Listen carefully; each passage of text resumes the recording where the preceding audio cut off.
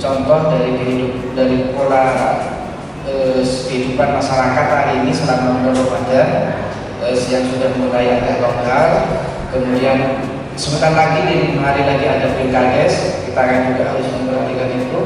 Dan kemudian ada proses transaksi itu tentang kebangkitan ekonomi yang sudah berjalan, dan alhamdulillah ini dalam pemikiran kawan-kawan di PB ini adalah jangan ini proses transisi endemik. Proses transisi endemik itu artinya bahwa kita ke depan mungkin sudah memastikan bahwa Pamekasan siap endemik. Tapi betulkah bahwa ini sudah masuk transisi endemik di wilayah Pamekasan? Nanti mohon kami panggil Mas Esa agar supaya narasumber yang ada di depan ini bisa memberikan hal yang lebih jelas untuk ke depannya. Hari ini kita mendapatkan data terkonfirmasi dua orang yang positif, dan itu ada di luar Kabupaten Pamekasan. Itu artinya sungguh membahagiakan tren pandemi COVID di Kota Pamekasan. Kemudian capaian vaksin kita untuk dosis 1 di angka 73, hampir 73. Kemudian dosis 2 di angka 32. Booster yang masih cukup rendah di angka sekitar 4%. Jadi yang perlu kita kejar, karena harapan kita untuk mencapai masa perubahan dari pandemi menjadi endemi ini perlu 5 kondisi. 1, tingkat penularan di masyarakat kurang dari 1. Jadi 1 orang itu tidak sampai menularkan kepada orang lain, atau banyak orang menularkan kepada 1 orang. Karena apa? Karena kondisi herd immunity kita sudah siap untuk menangkal penularan itu. Jadi itu nanti berarti kita siap untuk berada di kondisi endemi. Kemudian rasio positivity rate kurang dari 5%. Jadi ketika di 100 orang dilakukan swab, maka tidak sampai 5 yang positif. Nah, itu nanti belum bisa tercapai dan kita siap untuk kondisi endemi. Kemudian yang ketiga, tingkat perawatan rumah sakit harus kurang dari 5%. Jadi pasien yang terkonfirmasi positif itu hanya 5% yang perlu dirawat. Yang lainnya hanya perlu isoman, perlu perawatan ringan dan sebagainya. Kemudian angka fatality rate atau angka kematian itu 3%. Jadi harus bisa ditekan. Dari 100 yang dirawat hanya 3 yang boleh meninggal. Nah, itu berarti kita siap untuk endemi. Kemudian yang terakhir adalah level PPKM kita harus di level 1. Level 1 itu artinya angka yang 4 tadi itu tercapai. Kemudian capaian vaksin kita untuk dosis 2 itu di atas 70%. Kemudian untuk lansia di atas 60%. Jadi kita berharap dengan kondisi yang tren yang menurun hari ini, mudah-mudahan dalam jangka waktu 6 bulan, mudah-mudahan kita sudah bisa bertransisi menjadi endemi. Itu harapan kita bersama. Dengan catatan tidak ada virulensi yang meningkat, ada mutasi baru, ya. Sebenarnya ada mutasi kemarin muncul varian baru, tetapi ke virulensinya atau kegawatannya tidak seganas Delta. Jadi apa yang merupakan strategi kita? Yang pertama, kita hanya bagaimana menyadarkan masyarakat untuk patuh atau disiplin, sehingga kami para wisata ada namanya IKAM. Jadi gerakan ekonomi kreatif yang bisa dilakukan di rumah, tapi ekonomi tetap jalan. Jadi jangan bisnis yang konvensional. Artinya konvensional itu artinya memproduksi barang dan jasa yang terus-menerus dikaitkan oleh pemerintah bahkan dunia bahwa gross national product atau di PDRT kita turun drastis karena adanya pandemi ini. Dan kita semua berjuang untuk menurunkan, atau istilah Pak Direktur Pak Dokter tadi, bahwa kita masa transisi dari pandemi yang sangat menakutkan menjadi endemi. Jadi endemi ini sebagaimana Pak Dokter tadi katakan bahwa penyakit ini ada tapi sudah terkendali dan ada di wilayah-wilayah tertentu. Maka kami di pariwisata, di samping kalau kita bergerak wisata ini paling banyak mengangkat sebenarnya. UMKM ini dari data 2021 gross PDB atau perhitungan pendapatan ekonomi secara nasional memang dari UMKM 60%. Jadi ketika rumus ini diketahui, maka kita serentak dan dikandidkan untuk kabupaten yang ada di Indonesia ini memang berencana untuk peningkatan UMKM, tetapi kita ketahui bahwa masalah yang klasik yang sering terjadi di kabupaten adalah bukan terletak pada UMKM, tetapi pada penyertaan modal.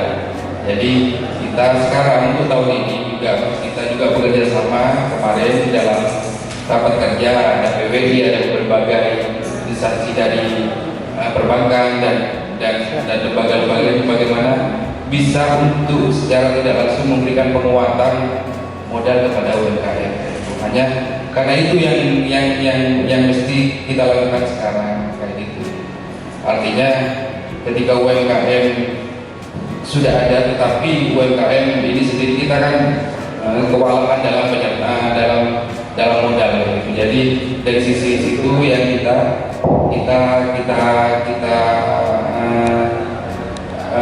yang bisa kita bantu kan gitu. Salah lain halnya kita juga bisa membantu dari sisi peluang pasar.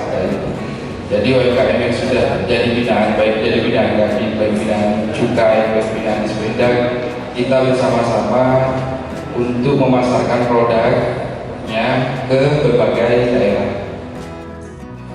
Kalau bicara kita bicara demokrasi, salah satu pilar demokrasi ya media. Peran media ini sangat luar biasa, mengirim opini ini dikirim baik eksternal maupun terutama internal para pelaku demokrasi di gedung DPR. Yang dari awal media ini sudah luar biasa. Bagaimana kita ingin dinamikanya kan gimana ya, berubah-ubah terus dengan harapan sukses. Kita tahu dinamika politik sangat sulit untuk diikuti secara runtut. Tapi peran media ini justru mengiring supaya bapak-bapak pelaku kegiatan politik kemarin itu mau tidak mau harus melakukan hal yang transparan, menampilkan proses pemilihan waktu dengan situasi yang betul-betul transparan, yang sebelum-sebelumnya kita khawatir karena suasana pandemi tidak ada di level 3, apakah ada batasan yang hadir di gedung dewan yang kapasitasnya sudah sangat tinggi. Tapi dengan kemasan yang insya Allah dalam sisi media ini bisa mengcover keseluruhan. Artinya pelaksanaan ini bisa tidak terganggu dengan aktivitas pengunjung gedung dewan saat itu yang mungkin luar biasa. Dan peran teman-teman media yang bisa membagi peran, ada yang di luar, ada yang di dalam, ada yang open dan sebagainya. Jadi ini yang salah satu kunci sukses. Oleh karena itu aplaus untuk teman-teman media. Ini dalam rangka untuk mencegah, memutus adanya penyebaran COVID-19 yang ada di Pamekasan. Akhirnya pemerintah mengambil langkah-langkah untuk membuat TPS itu tidak lebih dari 500 orang. Akhirnya satu desa bahkan ada yang sampai 20 sampai 13 TPS dalam rangka untuk memecah kerumunan besar dalam rangka pelaksanaan pilkades ini. Mau tidak mau pilkades harus tetap dilaksanakan meskipun di tengah pandemi COVID-19. Mudah-mudahan nanti segera turun menjadi endemi. Tentunya dengan kesadaran dari masyarakat untuk bersama-sama tetap mematuhi protokol kesehatan, khususnya di dalam menggunakan masker ketika keluar rumah, rajin cuci tangan ketika selesai melaksanakan kegiatan, dan hindari kerumunan-kerumunan besar. Insya Allah Pamekasan ini akan segera tercapai terwujud apa yang diharapkan, yaitu menuju ke masa endemi ini. Kemudian yang berikutnya juga menjelang Pilkades inilah nantinya harapan besar tidak hanya pada kami dari Polres selaku penanggung Harkamtibmas, penanggung jawab Harkamtibmas, melalui masyarakat dan seluruh elemen masyarakat yang ada, baik tokoh agama, tokoh masyarakat, untuk bersama-sama bertanggung jawab terhadap keamanan yang ada di Kabupaten Pamekasan ini. Dengan adanya sinergitas bergandengan tangan, tetap menjaga persatuan dan kesatuan meskipun beda pilihan, itu menjadi bekal utama, modal utama kita nantinya di dalam menjamin Pilkades di Kabupaten Pamekasan ini berjalan aman, nyaman, dan kondusif. Namun kami dari Polres Pamekasan yakin, aku yakin masyarakat Pamekasan sudah dewasa dalam berpikir. Pola pikir mindset yang sudah boleh dikatakan semakin berkembang, ini menjadi modal utama nantinya di dalam meraih kesuksesan dalam pelaksanaan Pilkades serentak ini. Vaksin 1 73%, vaksin 2 30 sekian, bahkan posternya 5% ini menggambarkan bahwa perilaku kita, masyarakat kita, termasuk teman-teman barangkali saya sepakat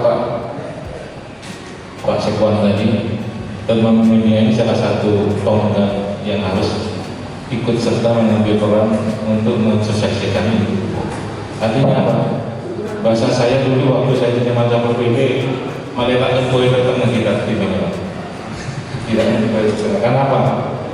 Sebagai contoh misalkan, Bapak Bupati sudah mencanangkan Pamekasan tangguh dengan beberapa desa, ada desa tangguh, ada PKL tangguh, ada komunitas tangguh, ada PKL tangguh, ada sekolah tangguh, yang semuanya ini membangun sebuah kesadaran masyarakat untuk berperilaku sehat, berperilaku pola baru dan menyesuaikan diri dalam masa pandemi ini. Ini sudah sebagian besar sudah capaian sudah bagus sih sebenarnya.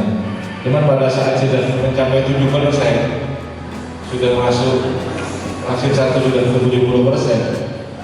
Bersama dokter tadi ada lantai juga, termasuk kesadaran masyarakat untuk pakai masker dulu. Jangankan mereka yang masih kurang, kita sendiri di ruang ini aja mungkin yang pakai masker 30-20%. Karena merasa sudah aman. Padahal ini pandemi belum selesai, Pak. Masa endemi pun perilaku hidup sehat itu dengan cara masker, cuci tangan, dan sanitizer tetap bahkan lebih ketat. Jadi saya harapkan mungkin dengan ini kembali bertanding di sistem yang normal nantinya, kami harapkan seperti itu Bapak. Tapi belum diputuskan atau tanggal 25 setelah Kongres PSSI di Jakarta nantinya. Ini bisa menjadi faktor penggerak ekonomi. Namun sekali lagi Bapak, Madura United juga badan entitas, kami butuh dukungan.